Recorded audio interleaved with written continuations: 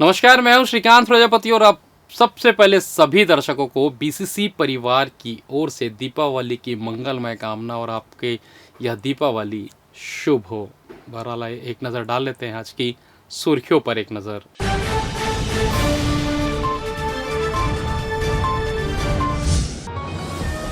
धान खरीदी की तैयारियां जारी, कंट्रोल सेंटर से होगी निगरानी। त्योहार में आपात स्थिति की तैयारी पूरी, एम्बुलेंस और चिकित्सक रहेंगे तैनात। त्योहार में फूलों का बाजार गुलजार, आवक की कमी से बढ़ी डिमांड।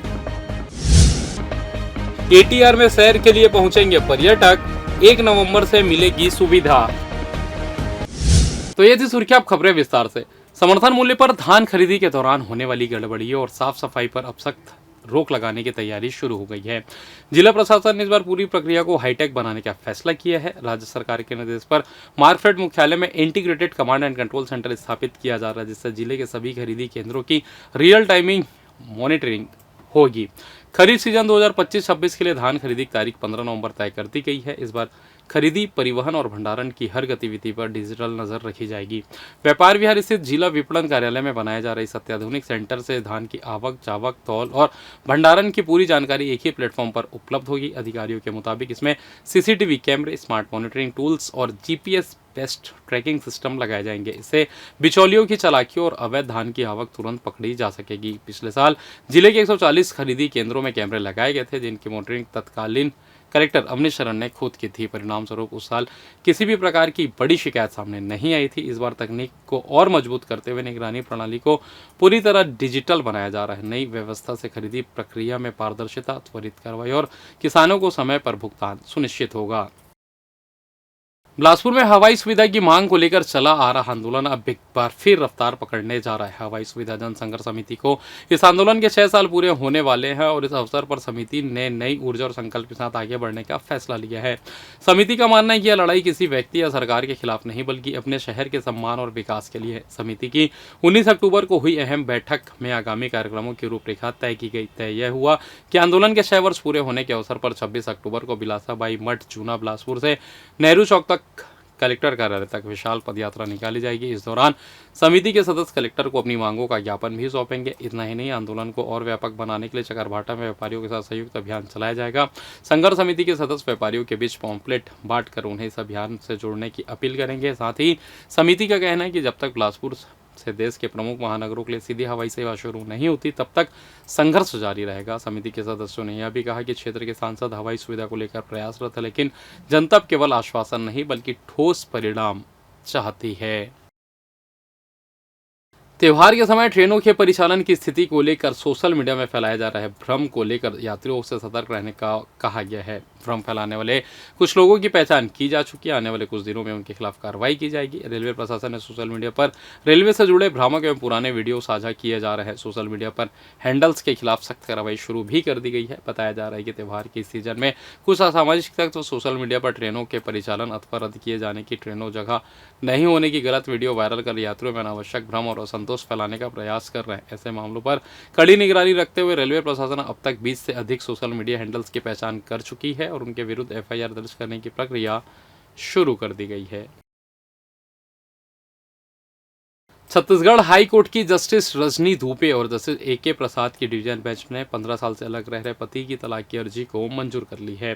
हाई कोर्ट ने कहा कि इतने लंबे समय से अलग रहना लगातार विवाद, मानसिक क्रूरता की श्रेणी में आता है। हाई कोर्ट ने 37 साल पुराने वैवाहिक रिश्तों को समाप्त करने के फैमिली कोर्ट के आदेश पर अंतिम मुहर लगाते हुए पति की तलाक की अर्जी मंजूर करते हुए पत्नी को एक मुश्त 10 लाख रुपए देने का आदेश दिया है। दरअसल भिलाई स्टील प्लांट के कर्मचारी की महिला लीला वर्मा के साथ 20 अप्रैल 1978 को मध्य प्रदेश के रीवा जिले के मऊगंज के हीरालाल वर्मा के साथ हिंदू रीति रिवाज से शादी हुई थी। उनके 3 बच्चे हैं। इस बीच महिला के पति को 1995 में भिलाई स्टील प्लांट में नौकरी मिली और परिवार सेक्टर 5 भिलाई में रहने लगा। लंबे समय तक वैवाहिक रिश्ता ठीक चलने के बाद उनके बीच विवाद शुरू हो गया। इस मामले में फैमिली कोर्ट ने पति की तलाक की अर्जी को मंजूर कर ली थी। साथ ही भरण पोषण के लिए 10 लाख रुपए देने के आदेश से एक मुश्त दिए गए थे। फैमिली कोर्ट के इस आदेश के खिलाफ पत्नी ने हाईकोर्ट में अपील की। दोनों पक्षों को सुनने के बाद डिवीजन बेंच ने पाया कि दोनों पति पत्नी 2010 से अलग रह रहे हैं और अब उनका साथ रहना संभव नहीं है। सिम्स चिकित्सालय बिलासपुर में दीपावली पर्व के दृष्टिगत आमजनों को चिकित्सा सुविधा प्रदान करने में कोई परेशानी न हो, इसके लिए पर्व के दिनों के लिए अतिरिक्त ट्रॉयज वार्ड में कुल अतिरिक्त 12 बेड की व्यवस्था कर दी गई है। दीपावली पर्व के अवसर पर सभी विभाग के विशेषज्ञ चिकित्सकों की विशेष ड्यूटी लगाई गई है, जिसमें रोस्टर के अनुसार सिम्स चिकित्सालय 24 घंटे आकस्मिक परिस्थितियों में मरीजों को चिकित्सा सुविधा प्रदान करने के लिए उपलब्ध रहेंगे। दीपावली पर्व पर त्वरित चिकित्सा सुविधा की जानकारी प्राप्त करने सिम्स चिकित्सालय के आपातकालीन चिकित्सा विभाग में विशेष रूप से दूरभाष क्रमांक 07752222301 नंबर जो कि 24 घंटे सक्रिय रहेगा, जिसमें आवश्यक जानकारी कभी भी संपर्क कर प्राप्त की जा सकती है। इसके अलावा एक अतिरिक्त एम्बुलेंस की व्यवस्था हॉस्पिटल प्रबंधन ने की है, जो आसपास के इलाकों में आपात स्थिति के दौरान मौके पर पहुंचकर घायलों का प्रारंभिक इलाज कर हॉस्पिटल तक पहुंचाएगी। इसी तरह जिला हॉस्पिटल में भी दीपावली के मद्देनजर बिस्तर की पर्याप्त व्यवस्था की गई है। इधर दिवाली के मद्देनजर बिलासपुर पुलिस प्रशासन पूरी तरह अलर्ट मोड में आ गया है। शहर के प्रमुख बाजारों, भीड़भाड़ वाले इलाकों, चौक चौराहों से लेकर होटल, धर्मशाला और नदी किनारे तक पुलिस की कड़ी निगरानी रखी जा रही है। त्योहार के दौरान किसी भी तरह की अप्रिय घटना को रोकने के लिए सुरक्षा के पुख्ता इंतजाम किए गए हैं। पुलिस अधीक्षक रजनीश सिंह स्वयं मैदान में उतरकर सुरक्षा व्यवस्था का जायजा ले रहे हैं। उनका मानना है कि जब अधिकारी मौके पर उपस्थित रहते हैं तो जवानों का मनोबल दोगुना हो जाता है और फिर ज्यादा मुस्तैदी और ईमानदारी से अपने कर्तव्य का निर्वहन करते हैं। इसी उद्देश्य से संवेदनशील क्षेत्रों में विशेष पुलिस बल की तैनाती की गई है। शहर में प्रवेश करने वाले हर मुसाफिर पर भी खास नजर रखी जा रही है। जो भी व्यक्ति बाहर से आकर होटल, धर्मशाला या अन्य ठहराव स्थलों पर रुक रहा है, उसकी पूरी जानकारी दर्ज की जा रही है। इन स्थानों की बाकायदा चेकिंग की जा रही ताकि किसी भी संदिग्ध गतिविधि को समय रहते पकड़ा जा सके। देखिए, हम लोग हर त्यौहार में विशेष तौर पे व्यवस्था करते हैं जिसमें कि पुलिस लोगों को दिखे। मार्केट में निश्चित रूप से ये त्योहारी सीजन होता है और असामाजिक तत्वों का भी इसमें निश्चित रूप से कहीं न कहीं वो घटना करना चाहते हैं।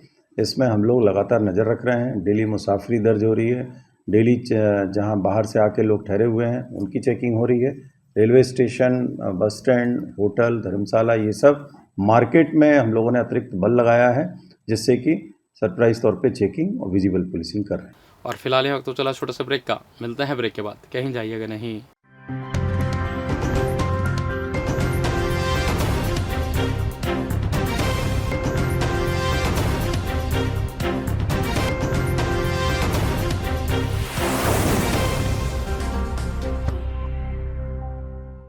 और ब्रेक के बाद आप सभी का स्वागत है। ये बढ़ते अगली खबर की ओर।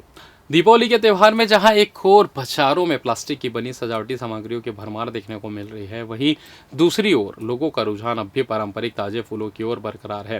बिलासपुर के सुप्रसिद्ध फूल चौक में इन दिनों भारी भीड़ उमड़ रही है, जहां से लोग देवी देवताओं की पूजा, घर सजावट और दुकानों की शोभा बढ़ाने के लिए रंग बिरंगे फूलों की खरीदारी कर रहे हैं। फूल व्यापारियों के अनुसार इस सीजन में विशेष रूप से गेंदे और गुलाब की मांग सबसे अधिक बढ़ी है। गेंदे की माला से मंदिरों और मुख्य द्वारों की सजावट की जाती है, वहीं गुलाब पूजा और उपहार स्वरूप इस्तेमाल किया जाता है। इसके अलावा रजनीगंधा, कमल, आर्टिफिशियल फ्लावर के साथ मिश्रित बुके भी खूब बिक रहे हैं। त्योहारों को देखते हुए यहाँ पर फूलों की सप्लाई कोलकाता और बिलासपुर के आसपास के ग्रामीण इलाकों से की जा रही है।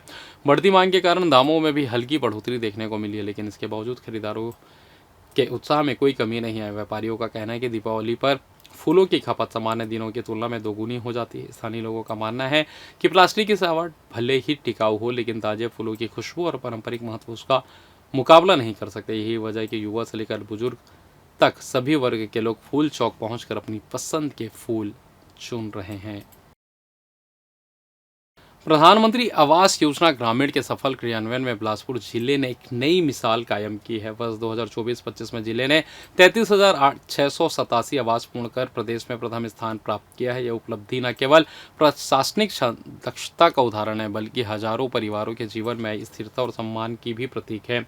जिले में वर्ष 2016 से 23 तक 55,991 आवासों का निर्माण पूर्ण कर 95% लक्ष्य हासिल कर लिया गया था। वर्ष 2024-25 में मिशन मोड में काम करते हुए जिले ने उल्लेखनीय प्रगति दर्ज की। मुख्यमंत्री विष्णु देसाई के नेतृत्व और जिला प्रशासन के सतत प्रयासों से योजना के क्रियान्वयन में पारदर्शिता और तेजी आई। जिला पंचायत अध्यक्ष राजेश सूर्यवंशी ने कहा कि पात्र परिवारों तक योजना का लाभ समयबद्ध और पारदर्शी तरीके से पहुंचाना प्राथमिकता रही है। वहीं कलेक्टर संजय अग्रवाल ने कहा कि यह योजना केवल मकान निर्माण नहीं बल्कि सम्मानजनक जीवन देने का प्रयास है। वर्ष 2024-25 में जिले को 66,510 आवासों का लक्ष्य मिला था, जिनमें 58,970 को स्वीकृति दी गई। मोर आवास मोर अधिकार पोर्टल के माध्यम से पारदर्शिता और जवाबदेही सुनिश्चित हुई। प्रधानमंत्री आवास योजना ने ग्रामीण परिवारों में सुरक्षा, स्थायित्व और आत्मविश्वास की नई रोशनी जगाई है। देशवासी दीपावली का महान पर्व अपने परिवार के साथ खुशी खुशी मना सके, इसके लिए भारतीय रेल के 12 लाख से अधिक कर्मचारी 24 घंटे काम कर रहे हैं। दीपावली के दिन रेल मंत्री अश्विनी वैष्णव ने रेल भवन स्थित वॉर रूम से पूरे देश की ट्रेनों की निगरानी करते हुए देखे। रेलवे बोर्ड के अध्यक्ष और मुख्य कार्यकारी अधिकारी सतीश कुमार भी मौजूद रहे। उन्होंने पूर्वोत्तर रेल, पूर्व मध्य रेल तथा पूर्व रेल के वरिष्ठ अधिकारियों से बातचीत करके सभी ट्रेनों को समय पर पहुंचाने संबंधी निर्देश दिए। पिछले कई दिनों से रेल मंत्री अश्विनी वैष्णव 24 घंटे मॉनिटरिंग कर रहे हैं। कल देर रात रेल मंत्री ने दिल्ली के सबसे व्यस्तम रेलवे स्टेशन आनंद विहार का दौरा किया और यात्री सुविधा से जुड़ी हर बात का निरीक्षण किया। साथ ही यात्रियों से बात भी की। दीपावली के दिन रेल मंत्रालय में पूरी टीम के साथ वॉर रूम में डटे हुए रहे और देश भर के मुख्य रेलवे स्टेशनों पर नजर रख रहे हैं। रेलवे का प्रयास है कि सभी रेल यात्रियों को अधिक से अधिक सुविधा प्रदान की जाए, कोई भी यात्री परेशान न हो और अपनी मंजिल पर समय से पहुंच जाए।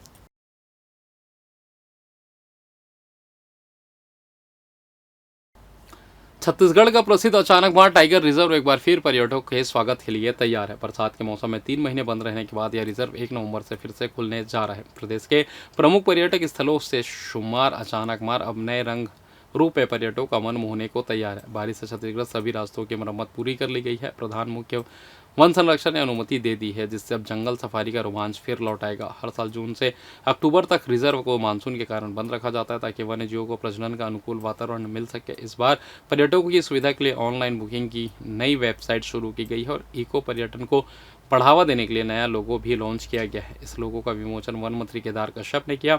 अचानकमार टाइगर रिजर्व में फिलहाल 10 बाघ, मेलानिस्टिक तेंदुआ, भालू, बाइसन और चीतल जैसे दुर्लभ जीव विचरण करते हैं। घने साल और साझा के पेड़ों से घिरे इस जंगल में प्रकृति का हर रूप जीवंत नजर आता है। तो तैयार हो जाइए, 1 नवंबर से शुरू हो रही है जंगल सफारी के लिए। यहाँ आपको मिलेगा प्रकृति की गोद में बसा वन्य जीवन का रोमांच अनुभव, जो हर यात्री के दिल में अमिट छाप छोड़ देगा। अचानकमार जहां जंगल बोलते हैं और प्रकृति मुस्कुराती है। और फिलहाल इस बुलेटिन में बस इतना ही। मुझे दीजिए इजाजत, फिर होगी आपसे मुलाकात। तब तक देखते रहिए BCC न्यूज़। नमस्कार।